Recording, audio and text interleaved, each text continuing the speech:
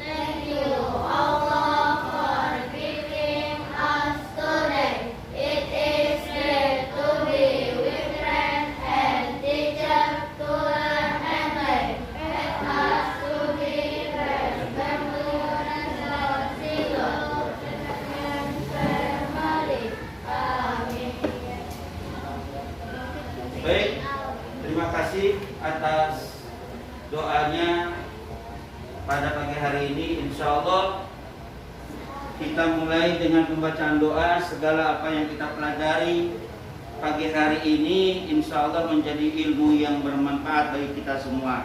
Amin ya rabbal alamin. Baik anak sekalian, silakan siapkan bukunya, diambil, dirapikan posisi duduknya, pakaiannya, dan juga bukunya taruh di atas meja yang rapi. Baik. Selanjutnya, siapa di antara teman-temanku yang teman-teman yang tidak hadir hari ini? Piano, Aceh. Oh, kenapa nggak masuk ya? Ada yang sakit. Oh iya, yang sakit kita doakan mudah-mudahan diberikan kesembuhan oleh Allah Subhanahu wa taala. Amin ya rabbal alamin. Baik anak sekalian, selanjutnya mari sama-sama kita mereview kembali hasil pembelajaran kita pekan yang lalu, yaitu tentang mari belajar surah At-Tin. Minggu-minggu yang lalu kita mempelajari tentang surah At-Tin. Ya, korelasi antara surah At-Tin dengan hari ini kita insya Allah akan mempelajari tentang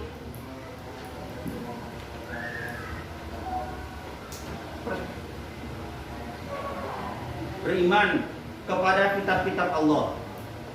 Nah, sebelum kita memulai pembelajaran itu, kita harus tahu dulu tujuan pembelajaran apa yang kita pelajari pada hari ini. Yaitu yang pertama, tujuan pembelajaran kita adalah menyebutkan rukun iman yang ketiga. Ya, menyebutkan rukun iman yang ketiga. Kemudian yang kedua, cara beriman kepada kitab-kitab Allah. Ketiga, menyebutkan jumlah kitab yang wajib kita imani, yang kita yakini kitabnya. Kemudian mempresentasikan jumlah juz suara ayat dalam Al-Quran, dan menyebutkan nama malaikat yang bertugas menyampaikan wahyu kepada Rasul atau Nabi. Baik anakku sekalian, itu tujuan pembelajaran kita pada pagi hari ini, ya. Coba lihat, perhatikan materi-materi yang akan kita sampaikan pada pagi hari ini. Lihat, ini ada yang namanya ada yang namanya kitab. Kemudian di sampingnya ada yang namanya apa itu? Kelihatan apa namanya? Buah hiro.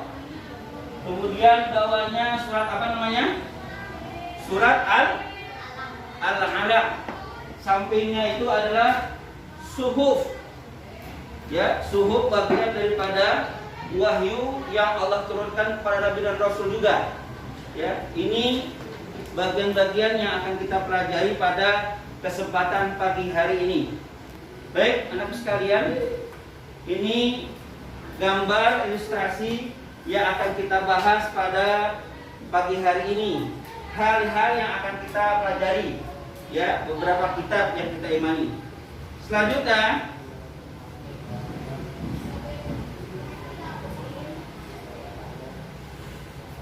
kita beriman kepada kitab-kitab Allah.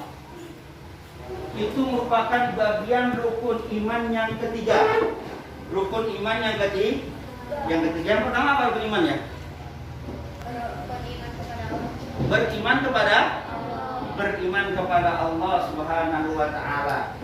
Ya, itu bagian daripada rukun iman. Ada berapa rukun iman ya? 5. Ada berapa?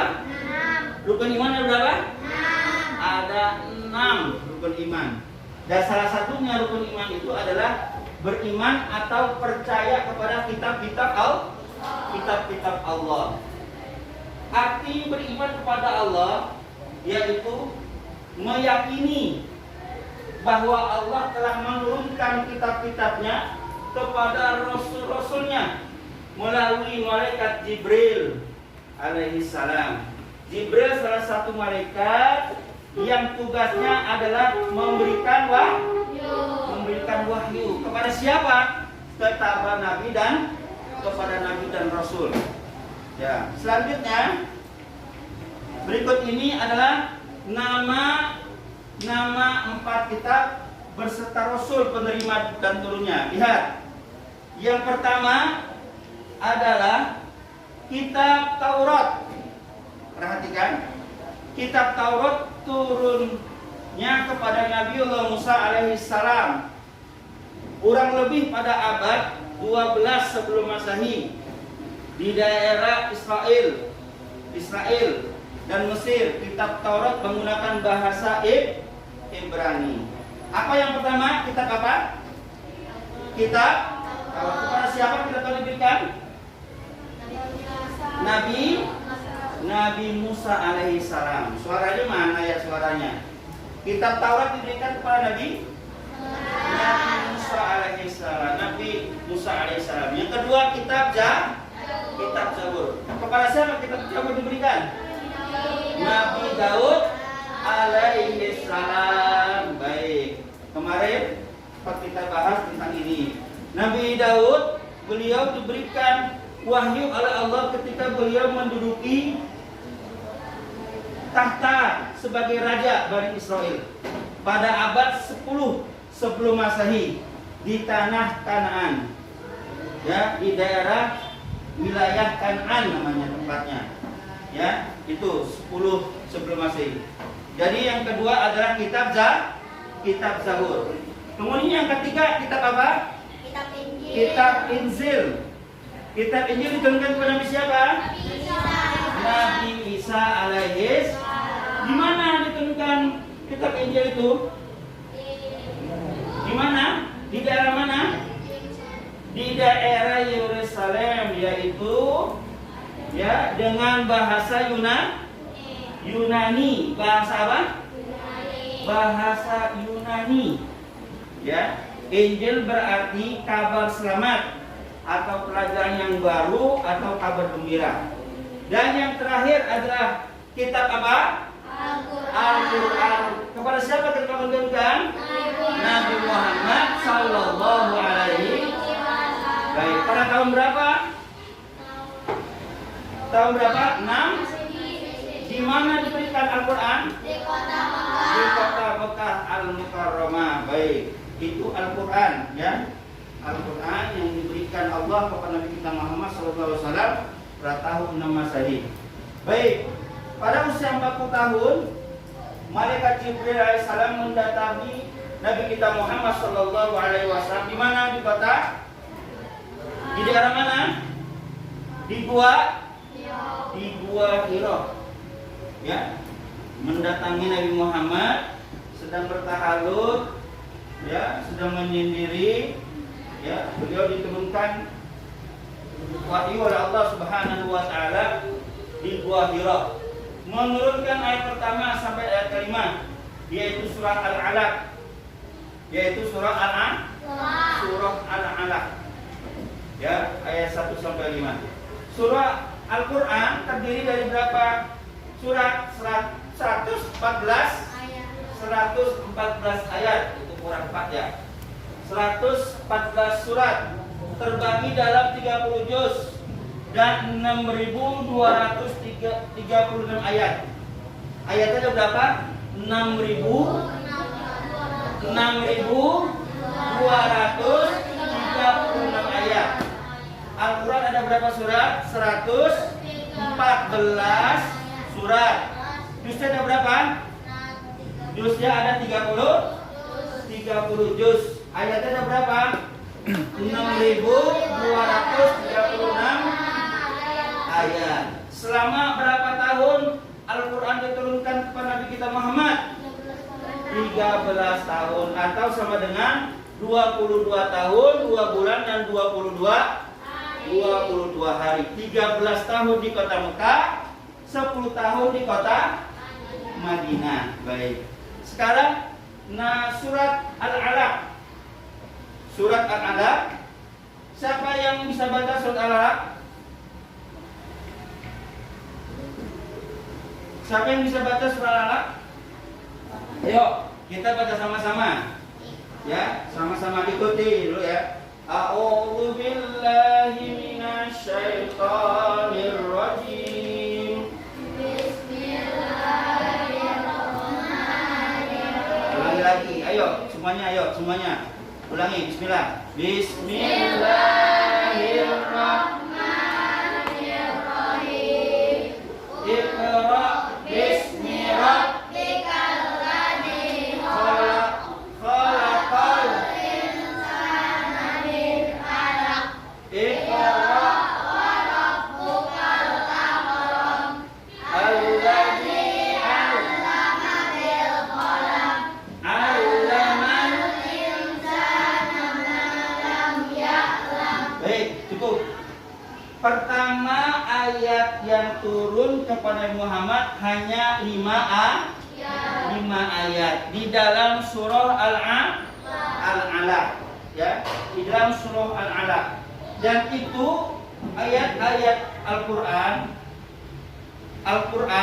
yang turun kepada Nabi kita Muhammad SAW turun di kota Mekah dan juga turun di kota Madinah. Maka para ahli tafsir, kalau wahyu itu turun di kota Mekah disebut dengan Makkiyah. Apa namanya? Makkiyah. Kalau wahyu itu turun di kota Mekah dinamakan Kalau di kota Mekah namanya Makkiyah. Kalau di kota Madinah disebut Madaniyah. Baik, pintar. Ciri-ciri Makkiyah dan ciri-ciri Madaniyah. Lihat. Ciri-cirinya. Kalau Makkiyah, yang pertama, surahnya pendek.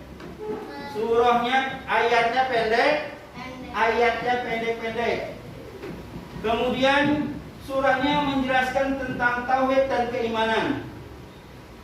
Dan diawali dengan ya ayuhan nas. Ya, ciri-ciri dari Makkiyah adalah suratnya menjelaskan tentang tauhid dan keimanan. Kedua diawali dengan kata ya ayuhan. Kemudian ayatnya pendek. Yang kedua ciri dari Madaniyah. Surahnya menjelaskan tentang ibadah dan hukum. Menjelaskan tentang ibadah dan hukum. Yang kedua diawali dengan kata ya ayyuhalladzina amanu. Apa? Ya ayyuhalladzina amanu. Yang ketiga ayatnya panjang. Jadi masing-masing ada cirinya. Ciri Makkiyah dan ciri-ciri dari Madaniyah.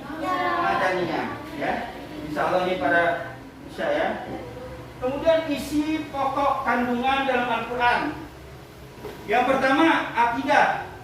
Isi kandungannya dalam Al-Quran adalah tentang akidah, keimanan, kepercayaan dan keyakinan. Yang namanya Al-Quran itu semuanya mengandung terdiri dari keimanan, akidah, ya, kepercayaan. Kemudian di dalamnya tentang ibadah yang diperintahkan Allah Subhanahu wa taala kepada kita. Yang ketiga syariah, hukum-hukum dalam Islam. Dan yang keempat kisah-kisah Nabi dan umat terdahulu. Ada berapa? Ada 4 isi kandungan pokok dalam Al-Quran. Selanjutnya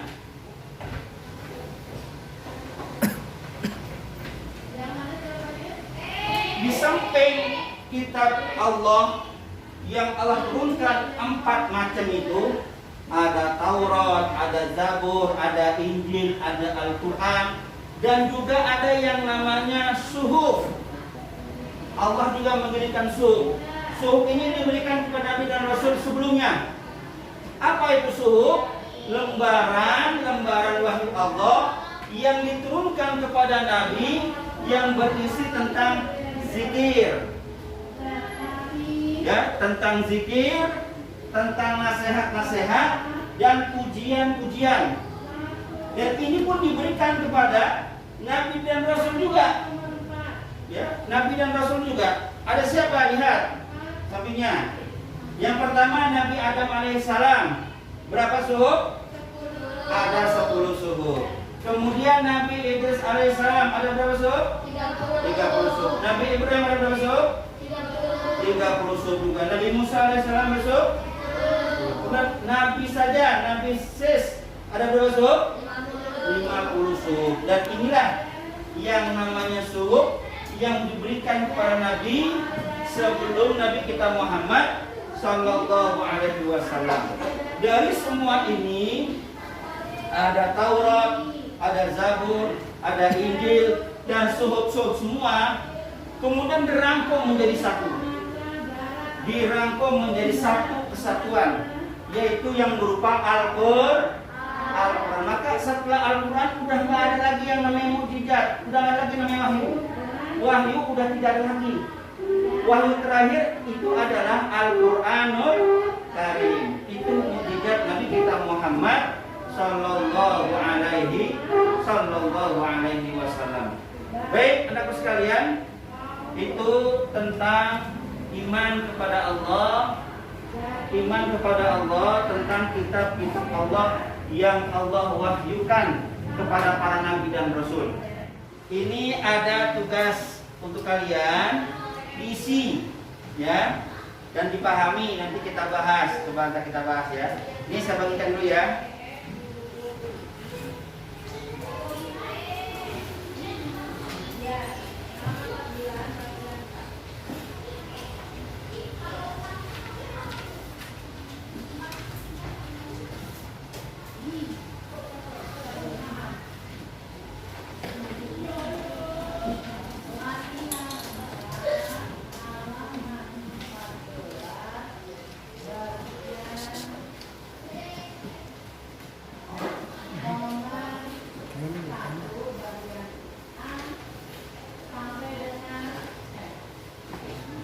Baik, coba dilihat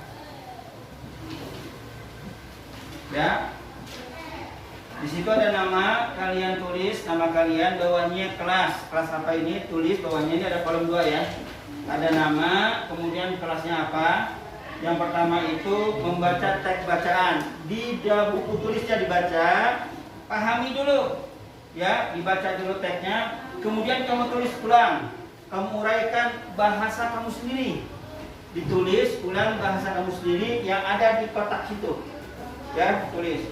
Kemudian menuliskan sikap keterampilan dari surah Al-Alaq. Tadi kita sudah lihat tulisan Al-Alaqnya, ya, surah Al-Alaq, ya. Menuliskan sikap apa yang perlu kita sikapi dari surah Al-Alaq ini, dari wahyunya, turunnya, dan ketika Rasul menerima wahyu bagaimana posisi ketika Rasulullah menerima wahyu ini pertama kali.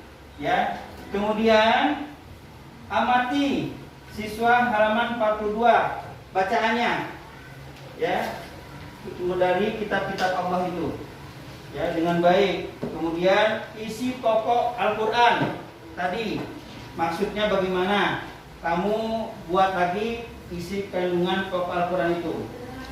Kemudian ilustrasi gambar.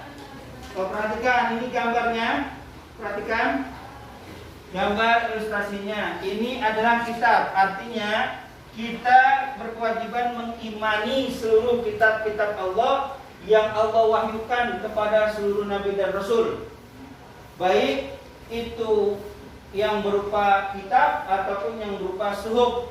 Nanti kita akan bahas suhuf itu, ya. Kemudian ini gua Hira, tempat Nabi kita Muhammad menerima pertama kali wahyu di Gua Hira itu. Dan ini yang bawahnya surah Al-Alaq, ya, kitabnya, surahnya. Kemudian yang ini suhuf. Selain daripada kitab-kitab Allah yang Allah wahyukan, juga diberikan suhuf. Tadi kita sudah bahas tentang suhuf-suhuf yang Allah berikan kepada Nabi dan Rasul. Baik, itu dikerjakan. Saya tunggu beberapa menit untuk kalian pahami terlebih dahulu. Ya, silakan.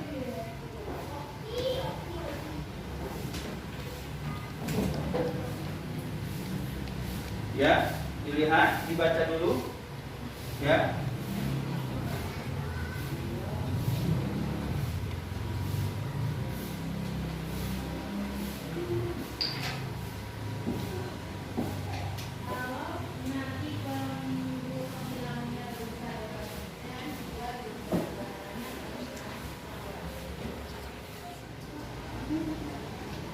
Ya, baik. Sudah, nanti dilanjutkan. Nanti dilanjutkan.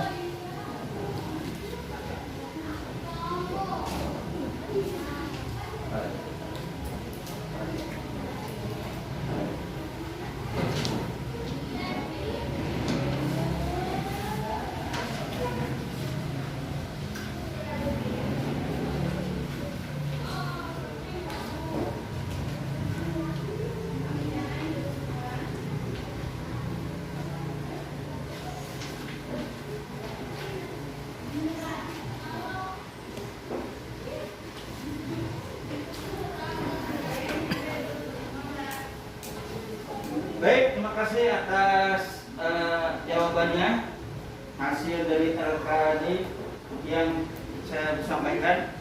Selanjutnya, untuk bahan refleksi kita, tadi kita sudah mempelajari materi kita, yaitu kitab-kitab Allah. Sekali lagi, ya, kitab Taurat tadi diberikan kepada siapa? Musa alaihissalam. Kalau Nabi Isa kitabnya apa? Kitabnya Injil alaihissalam. Kalau Zabur kepada Nabi siapa Zabur? Nabi Daud alaihissalam. Kalau Injil di kota mana, di arah mana? Di kota? Iya, Israel atau Yerusalem. Iya, bisa. Kalau Al-Quran di kota mana? Al-Quran di mana? Di Mekah, di kota Mekah Al-Quran. Ya, tadi. Kemudian surat pertama, surat apa tadi?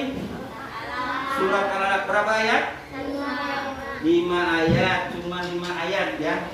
Baik, kesimpulan kita pada kuliah kita hari ini yaitu yang pertama adalah iman kepada kitab-kitab Allah Subhanahu wa taala.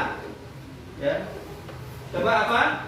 Kesimpulannya yang pertama apa? Iman kepada kitab-kitab Allah adalah meyakini adanya kitab Allah yang diturunkan kepada Rasul. Ya, itu yang pertama. Yang kedua, ya, Al-Quran adalah semua firman Allah yang diturunkan kepada Nabi Muhammad SAW. Jadi Al-Quran adalah yang paling lengkap dan sempurna, yang berfungsi menyempurnakan kitab-kitab Allah Subhanahu wa taala. Baik, ini kesimpulan materi kita pada pagi hari ini.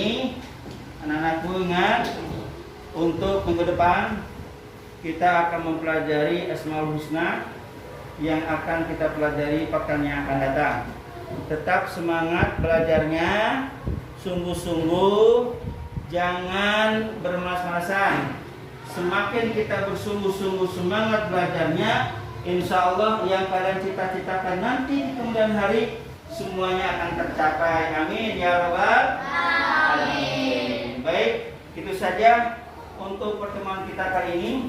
Sebelum kita tutup, mari kita sama-sama dipimpin oleh ketua kelas untuk membaca surah An-Nasr.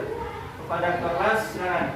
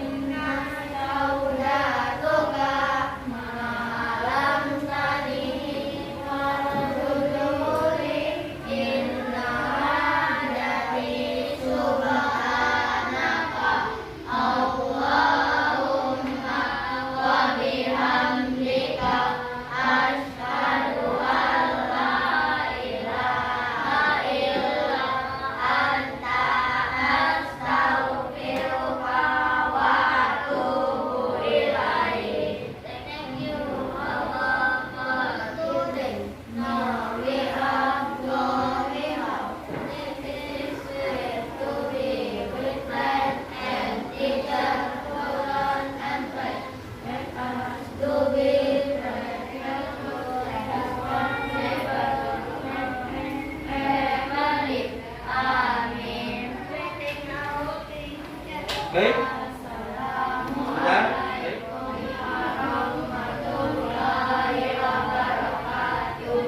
Ya. Sebelum kita tutup lagi kegiatan pembelajaran kita pada pagi hari ini, ya, belajar baik-baik. Sudah ditutup, insya Allah kita ketemu minggu akan datang. Dan saya cukup sekian, saya akhiri. Wassalamualaikum warahmatullahi wabarakatuh.